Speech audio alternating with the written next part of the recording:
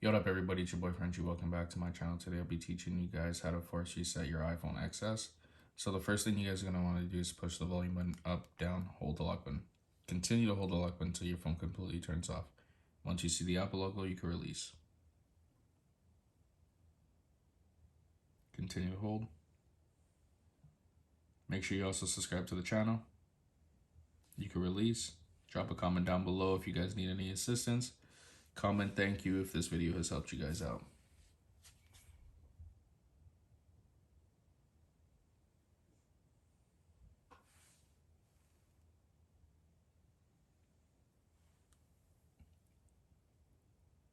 And there you guys go. Your phone has been force resetted.